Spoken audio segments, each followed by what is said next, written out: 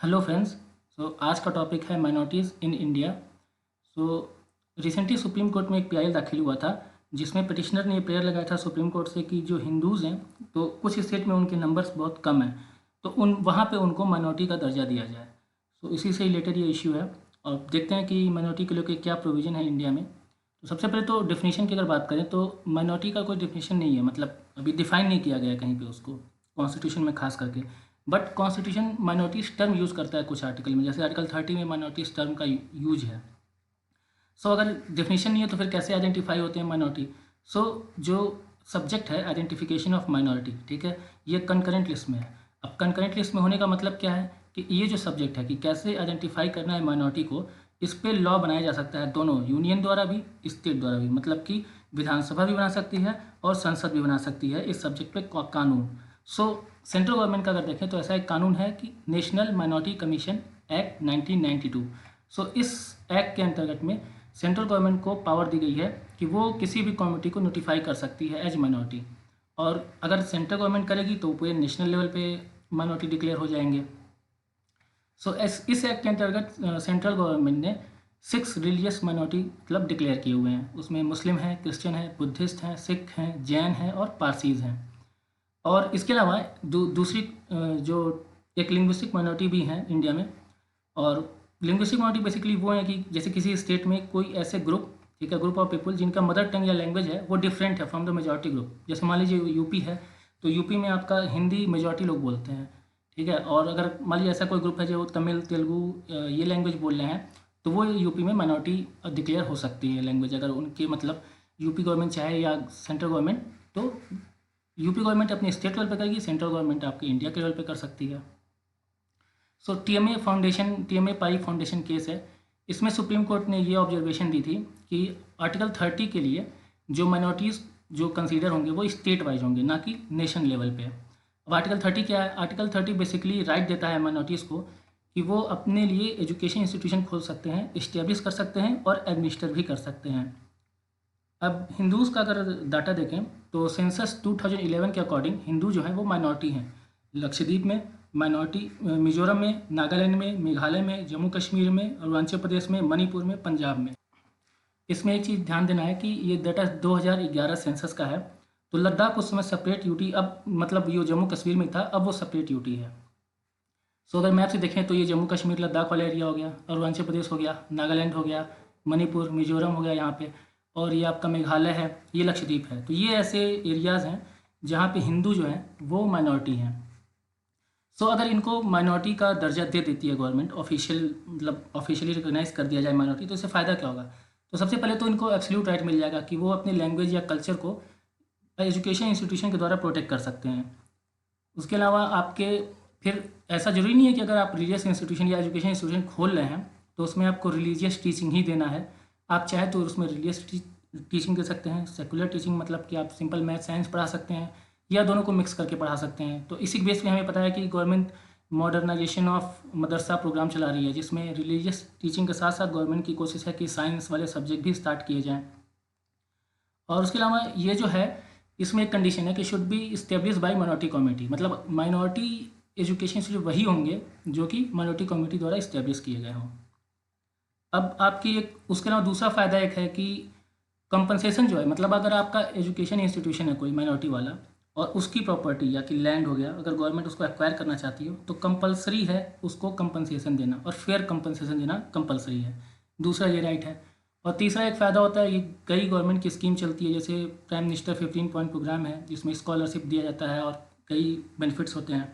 फिर हुनर हाट प्रोग्राम है जिसमें पता है कि हाट लगता है या बाजार टाइप का लगता है, जिसमें जो माइनॉरिटी कम्युनिटी के आर्टिशंस होते हैं उनको प्रमोट किया जाता है। ये सब बेनिफिट जो है आपको, अगर आप माइनॉरिटी डिक्लेयर हो जाते हैं तो ये बेनिफिट बेसिक हैं जो आपको मिलते हैं। पीआईएल ने ये बोला है, जो सुप्रीम कोर्ट में पीआईएल दाखिल हुआ उसमें ये कंटेंशन है कि national commission for minority education institution act 2004 है, इसमें जो माइनॉरिटी को आइडेंटिफाई किया गया है वो नेशनल लेवल पे किया गया है, ना कि स्टेट लेवल पे। ये बोलते तो इससे क्या हो रहा है कि जब आप नेशनल लेवल पे आइडेंटिफाई कर रहे हो तो उन स्टेट्स में जहाँ पे हिंदूज कम है वहाँ पे उनके कॉन्स्टिट्यूशन राइट को वो यूज नहीं कर पा रहे हैं। पीआईएल है सुप्रीम कोर्ट में कि हिंदू को टीएमए पाई रूलिंग के हिसाब से आपको स्टेट वाइज करना चाहिए और इसलिए उसकी डिमांड है कि इस एक्ट को नल एंड वाइड किया जाए। सो बेसिकली पीआईएल क्या सीख कर रहा है, पीआईएल की बेसिकली ये डिमांड है कि जो 1993 का नोटिफिकेशन है जिसके तहत सेंट्रल गवर्नमेंट ने 6 कम्युनिटी को डिक्लेयर किया है माइनॉरिटी, सो उसको क्वैश करने की डिमांड किया है कि नोटिफिकेशन को ही क्वैश किया जाए। दूसरी डिमांड है कि कैसे आइडेंटिफाई करना है माइनॉरिटीज़ को, इसके लिए गाइडलाइन दिया जाए। और तीसरा है कि हिंदू को डिक्लेयर किया जाए minority in some state and UT. So अब सेंट्रल गवर्नमेंट ने क्या रिस्पॉन्ड किया कोर्ट में, तो सेंट्रल गवर्नमेंट का है कि ने डिमांड किया है कि जो ये आपकी प्ली है पीआईएल उसको सुप्रीम कोर्ट डिसमिस कर दे, क्योंकि जो रिलीफ ये मांग रहे हैं कि क्वेश्चन ऑफ 1993 नोटिफिकेशन, तो ये जो है पब्लिक इंटरेस्ट या नेशनल इंटरेस्ट में नहीं है। सो अगर इसको आप क्वेश्चन कर दोगे 1993 नोटिफिकेशन को, तो अभी ये जो 6 कम्युनिटी वो पूरे नेशनल लेवल पे जो आपके माइनॉरिटी स्टेटस जिनको मिला हुआ है वो ख़त्म हो जाएगा, मतलब वो माइनॉरिटी नहीं रहेंगे। ठीक है, सो इसलिए इसने डिमांड किया है सेंटर ने कि ये सही नहीं है डिमांड। दूसरी है कि आइडेंटिफिकेशन ऑफ माइनॉरिटी कम्युनिटी जो है वो कंकरेंट लिस्ट में है। सो सेंटर को भी पावर है, स्टेट को भी पावर है, तो उस हिसाब से सेंटर अपना लॉ बना सकता है। तो सेंटर का जो लॉ बना था जिसको रिक्वेस्ट करने की बात कर रहे थे वो सही है, क्योंकि सेंटर के पास पावर है वो लॉ बनाने का। तीसरी डिमांड है कि TMA pi ruling did not impinge on executive power. और दूसरी मतलब तीसरी सुप्रीम स्टेट सेंट्रल गवर्नमेंट ने ये कहा कि टीएमए पाई रूलिंग में ये कहीं नहीं कहा गया है कि पार्लियामेंट लॉ नहीं बना सकती है। और अगर ऐसा इंटरप्रिटेशन निकाला जाए टीएमए पाई रूलिंग का कि सेंटर लॉ नहीं बना सकती है, तो वो खुद अनकॉन्स्टिट्यूशनल ऑर्डर हो जाएगा, क्योंकि कॉन्स्टिट्यूशन ने ही खुद ये लिखा हुआ है जो सब्जेक्ट है आपका 7 शेड्यूल में कि आइडेंटिफिकेशन ऑफ माइनॉरिटी कम्युनिटी जो है कंकरेंट लिस्ट में है। सो ये बेसिकली मतलब स्टैंड है सेंट्रल गवर्नमेंट का। अब कंकरेंट लिस्ट में क्या फ़ायदा होता है, कंकरेंट लिस्ट में अगर कोई सब्जेक्ट है तो वो पार्लियामेंट और स्टेट लेजिस्लेचर दोनों उस पर लॉ बना सकते हैं, और अगर कहीं कोई प्रोविज़न क्लैश कर रहा है तो उस प्रोविज़न पे सेंट्रल लॉ जो होगा वो प्रिवेल कर जाता है। अब सेंट्रल गवर्नमेंट ने एक बात और कही है कि स्टेट जो है उनको भी पावर है किसी भी इंस्टीट्यूशन को सर्टिफाई करने का as minority institution as per their rule. वो अपने एक्ट या अपने रूल के हिसाब से किसी इंस्टीट्यूशन को माइनॉरिटी इंस्टीट्यूशन सर्टिफाई कर सकते हैं। उसने एग्जांपल दिया है सेंट्रल गवर्नमेंट ने सुप्रीम कोर्ट में, जैसे महाराष्ट्र ने नोटिफाई किया है ज्यूज़ को as minority community in 2016। Karnataka ने ऐसे ही नोटिफाई किया है कुछ लैंग्वेज को, उर्दू, तेलुगु, तमिल, हिंदी, इनको माइनॉरिटी लैंग्वेज का दर्जा दिया है। और जो तीसरी डिमांड है उसकी कि गाइडलाइन दिया जाए कि कैसे आइडेंटिफाई करना है। सो सेंट्रल गवर्नमेंट ने ये कहा है कि ये जो गाइडलाइन है declaration of Hindu Judaism as minority, ये स्टेट गवर्नमेंट भी कंसिडर कर सकते हैं, उनको कोई रोका नहीं है। ठीक है, सो अब इस पूरे इश्यू पे जो सुप्रीम कोर्ट का डिसीजन है वो पेंडिंग है। ठीक है, अब देखते हैं कि कॉन्स्टिट्यूशन में क्या प्रोविजन है माइनॉरिटीज़ को लेकर।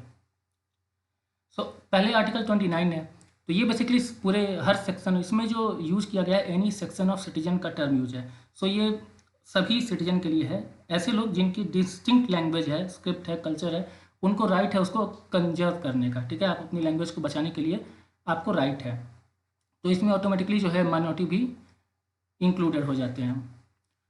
सेकेंड क्लॉज जो है आर्टिकल 29 का वो है कि for admission into any education institution आप डिस्क्रिमिनेट नहीं कर सकते हो। अगर आपकी एजुकेशन इंस्टीट्यूशन में स्टेट से फंड आ रहा है या स्टेट खुद ही उसको एडमिनिस्टर कर रहा है या ओपन किया है, तो वो वहाँ पे आप डिस्क्रिमिनेट नहीं कर सकते हो for admission on the ground of religion, race, caste, language. ठीक है, ये चीज़ ध्यान देने वाली बात है कि सिर्फ 4 ग्राउंड है, रिलीजन, रेस, कास्ट और लैंग्वेज।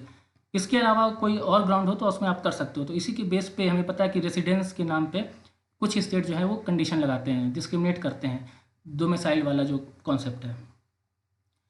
फिर आर्टिकल 30 उसका जो क्लॉज 1 है उसमें सभी माइनॉरिटीज़ को राइट है कि they have the right to establish and administer education institution of their choice. तो वो अपने चॉइस का एजुकेशन इंस्टीट्यूशन खोल सकते हैं, मतलब इस्टेब्लिश कर सकते हैं और एडमिनिस्टर कर सकते हैं। इस पर मैंने हिजाब वीडियो जो प्रीवियस वीडियो बनाई थी, हिजाब वीडियो, उसमें मैंने डिस्कस किया था इसको डिटेल में। तो उसमें basically 3 type of minority education institution है इंडिया में। ऐसे जो रिकॉग्निशन सीख करते हैं स्टेट से, ऐसे जो रिकॉग्निशन भी चाहते हैं और सरकार से एड भी चाहते हैं, और ऐसे जो इनमें से कुछ नहीं चाहते हैं।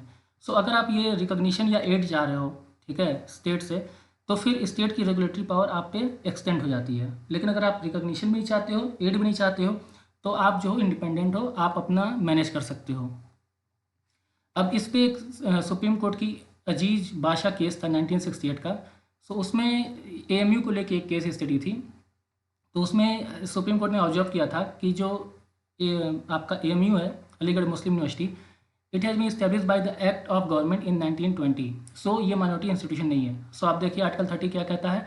आर्टिकल 30 में था right to establish and administer, यानी कि आपको इस्टेब्लिश भी करना है और फिर एडमिनिस्टर करना है, ठीक है ना। लेकिन यहाँ पे अगर इस्टेब्लिश गवर्नमेंट ने किया था तो फिर एडमिनिस्टर करने का आपको राइट, अगर वो एडमिनिस्टर माइनॉरिटी कर रहे हैं तो वो माइनॉरिटी इंस्टीट्यूशन नहीं कहे जाएंगे। तो इसी बेस पे सुप्रीम कोर्ट के 1968 का ये फैसला आया था। पर इसके बाद पार्लियामेंट ने कुछ लॉज बनाए और उस लॉज के अकॉर्डिंग ही उसको AMU को माइनॉरिटी इंस्टीट्यूशन डिक्लेयर कर दिया। बट फिर ये केस गया, तो AMU का ये केस जो है इलाहाबाद हाई कोर्ट गया। इलाहाबाद हाई कोर्ट में इस बेस पे गया कि जो आर्टिकल आपका ये जो आपका कॉन्स्टिट्यूशन है वो आपको, जो आर्टिकल आपका 29 है उसमें आप रिलीजन, रेस, कास्ट और लैंग्वेज के नाम पे किसी को एडमिशन देने से नहीं मना कर सकते। बट आप देखिए AMU में 50% रिजर्वेशन है और ये इस्टेब्लिश हुआ है सेंट्रल गवर्नमेंट के एक्ट के द्वारा। सो ये केस गया था कि 50% रिजर्वेशन है तो इससे जो बाकी कम्युनिटी है वो इन सीट पे कम्पीट नहीं कर पा रही है। तो इलाहाबाद हाई कोर्ट ने इसी केस के, सुप्रीम कोर्ट के अजीज बादशाह केस के बेस पे ये डिक्लेयर किया था कि AMU जो है वो माइनॉरिटी इंस्टीट्यूशन नहीं है। सो अब ये फिर से केस जो है वो सुप्रीम कोर्ट में आया हुआ है और वो अभी चल रहा है, इस पर फैसला जो है पेंडिंग है। आर्टिकल 30 क्लॉज 1A ये डील करता है मेनली, जैसे गवर्नमेंट है अगर उसको माइनॉरिटी एजुकेशन इंस्टीट्यूशन का कोई प्रॉपर्टी या लैंड को एक्वायर करना है तो जो कंपनसेशन अमाउंट होना चाहिए वो फेयर होना चाहिए, और ये आर्टिकल 30 क्लॉज 1A में दिया हुआ है। और ये आर्टिकल जो है बेसिकली 44 कॉन्स्टिट्यूशन अमेंडमेंट एक्ट 1978 से ऐड किया गया है। इस कॉन्स्टिट्यूशन अमेंडमेंट ने जो राइट टू प्रॉपर्टी है उसको एबॉलिश कर दिया था एज ए फंडामेंटल राइट। तो पहले जो राइट टू प्रॉपर्टी है वो हर सिटीजन का फंडामेंटल राइट था, ठीक है, और वो article 19 clause 1 sub clause F में था और आर्टिकल 31 में ये दोनों हमारा राइट टू प्रॉपर्टी मेंशन था। बट हमें पता है कि आज़ादी के बाद से जब गवर्नमेंट को डेवलपमेंट की तरफ फोकस करना हुआ तो गवर्नमेंट को रोड बनाने के लिए या कोई भी फैक्ट्रीज़ लगाने के लिए लैंड की ज़रूरत होती है, और जब वो लैंड लेने जाती थी तो चूँकि ये फंडामेंटल राइट है तो आपके पास पावर होता है कि आप सुप्रीम कोर्ट, हाई कोर्ट जा सकते हो। सो इससे डेवलपमेंट प्रोसेस जो है बहुत ही चैलेंजिंग हो गया था। तो इस वजह से गवर्नमेंट ने इसको, जो हमारा जो पहला ही कॉन्स्टिट्यूशनल अमेंडमेंट एक्ट 1951 में आया था वो लैंड के इशू पे ही आया था और बहुत से अमेंडमेंट उसको लेके हुए हैं। So finally 44 constitutional amendment act 1978 जो था उसने एबॉलिश ही कर दिया राइट टू प्रॉपर्टी और एक नया आर्टिकल जोड़ा था, आर्टिकल 300A। उसमें जो है जो पार्ट 12 है, ठीक है, उसमें जाके हेडिंग गई राइट टू प्रॉपर्टी, और अब जो है हमारा जो राइट टू प्रॉपर्टी है वो कॉन्स्टिट्यूशनल राइट है आपका, या लीगल राइट बोल सकते हो। सो आर्टिकल 300A में क्या है, उसमें लिखा हुआ है no person shall be deprive of his property except by the authority of law. मतलब कि गवर्नमेंट को अगर किसी की प्रॉपर्टी लेनी है तो उसे लॉ इनेक्ट करना पड़ेगा और उस लॉ के अथॉरिटी से ही, उस लॉ के अकॉर्डिंग ही आपकी प्रॉपर्टी को गवर्नमेंट जो है एक्वायर कर सकती है। सो आपको पता है कि अब जो है राइट टू प्रॉपर्टी का भी पोजीशन क्या है, तो राइट टू प्रॉपर्टी जो है वो आपका कॉन्स्टिट्यूशनल राइट है या लीगल राइट है, लेकिन फंडामेंटल राइट नहीं है। कॉन्स्टिट्यूशनल राइट क्यों है, क्योंकि आर्टिकल 300A में मेंशन है। लीगल राइट क्यों है, क्योंकि bye the authority of law, मतलब लॉ बनाई गवर्नमेंट तभी लेगी, ठीक है, उसी के अकॉर्डिंग लेगी। और फंडामेंटल राइट क्यों नहीं है, क्योंकि उसको पार्ट 3 से डिलीट करके पार्ट 12 में डाल दिया गया था और हमें पता है पार्ट 3 जो है वो फंडामेंटल राइट है। अब अंतर क्या होता है कि कॉन्स्टिट्यूशनल राइट और फंडामेंटल राइट में अंतर क्या है। सो अगर मेन चीज़ यही है कि फंडामेंटल राइट अगर आपका वायलेट होता है तो आप आर्टिकल 32 के तहत, ठीक है, राइट टू लीगल रेमेडीज़ है आर्टिकल 32, उसके तहत आप डायरेक्टली जो हो सुप्रीम कोर्ट अप्रोच कर सकते हो, हाई कोर्ट अप्रोच कर सकते हो, ठीक है। सो ये मेन अंतर होता है, ठीक है। सो अब नेक्स्ट है आर्टिकल 30 क्लॉज 2। इसमें क्या है कि गवर्नमेंट हमें पता है एड देती है एजुकेशन इंस्टीट्यूशंस को। सो गवर्नमेंट जो है माइनॉरिटी एजुकेशन इंस्टीट्यूशन को इस ग्राउंड पे एड देने में डिस्क्रिमिनेट नहीं करेगी कि ये इंस्टीट्यूशन जो है वो कोई रिलीजियस ग्रुप मैनेज कर रहा है, ठीक है, या लिंग्विस्टिक ग्रुप मैनेज कर रहा है, मतलब उसको डिस्क्रिमिनेट नहीं करना है एड देने में। नेक्स्ट है आर्टिकल 350A, ठीक है। 350A जो है वो मेनली डील करता है इट शैल एंडेवर, मतलब हर स्टेट या लोकल अथॉरिटी का ये पर्पज़ होगा, ठीक है, कि वो फैसिलिटी देगी, जैसे आपके स्टेट में कोई लिंग्विस्टिक माइनॉरिटी ग्रुप है, ठीक है, सो उनको जो इनके बच्चे होते हैं उनको प्राइमरी स्टेज में, ठीक है, प्राइमरी स्टेज पे मदर टंग में एजुकेशन की फैसिलिटी प्रोवाइड करना हर स्टेट या हर लोकल अथॉरिटी की जिम्मेदारी है। और इससे रिलेटेड अगर प्रेसिडेंट जो है वो कोई ऑर्डर देना चाहे तो स्टेट को दे सकता है। अब 350 article 350B, article 350B president को एम्पावर करता है एक special officer for linguistic minority appoint करने के लिए। और उस ऑफिसर की ड्यूटी क्या होगी, वो जो उसकी ड्यूटी ये होगी कि वो इन्वेस्टिगेट करेगा हर मैटर को जो कि कॉन्स्टिट्यूशनल में, मतलब कॉन्स्टिट्यूशन में जो सेफगार्ड दिए गए हैं लिंग्विस्टिक माइनॉरिटी के लिए, ठीक है, उनको वो इन्वेस्टिगेट करेगा। या कोई और मैटर जो प्रेसिडेंट रेफर करेगा उसको वो इनसे रिलेटेड, लिंग्विस्टिक माइनॉरिटी से रिलेटेड, वो उसको इन्वेस्टिगेट करेगा और अपनी रिपोर्ट जो होगा प्रेसिडेंट को देगा through MHA, ministry of home affair. और प्रेसिडेंट जो है उस रिपोर्ट को पार्लियामेंट के दोनों हाउस में सबमिट करेगा, ठीक है। या और अगर मान लीजिए किसी स्टेट से रिलेटेड कोई मैटर है तो वो उस स्टेट गवर्नमेंट को भी फॉरवर्ड करेगा प्रेसिडेंट। अब आगे का क्वेश्चन देख लेते हैं कि इससे इस टॉपिक से रिलेटेड क्या क्वेश्चन आया। सो 2011 में क्वेश्चन आया था कि राइट अगेंस्ट एक्सप्लॉयटेशन, जो कॉन्स्टिट्यूशन ऑफ इंडिया में राइट अगेंस्ट एक्सप्लॉयटेशन है उसमें कौन कौन से मैटर डिस्कस हैं। तो ये डायरेक्ट क्वेश्चन नहीं था, राइट टू एक्सप्लॉयटेशन में पता है चाइल्ड और लेबर के लिए मेनली होता है, ठीक है। सो फिर भी अगर आपको पता होता कि राइट टू जो माइनॉरिटी वाला है वो अलग राइट्स में डिस्कस किया हुआ है, तो आप इससे एलिमिनेट कर सकते हो कि आपको पता है कि जो थर्ड पॉइंट है protection of interest of minorities वो इंक्लूडेड नहीं होगा इसमें राइट अगेंस्ट एक्सप्लॉयटेशन में। सो 3 को आप एलिमिनेट अगर करते हो तो आपके पास 2 ऑप्शन है। वैसे अगर आपने फंडामेंटल राइट पढ़ा तो आप डायरेक्ट आंसर बता सकते हो, बट अगर नहीं पढ़ा था तो भी आप इस इंफॉर्मेशन के बेस पे 2 ऑप्शन एलिमिनेट कर सकते हो। और नेक्स्ट क्वेश्चन 2017 में आया था कि इन इंडिया अगर किसी रिलीजियस एक कम्युनिटी को आपको नेशनल माइनॉरिटी का दर्जा दिया जाता है, ठीक है, स्टेटस मिल जाता है, तो आपको क्या फ़ायदा होगा।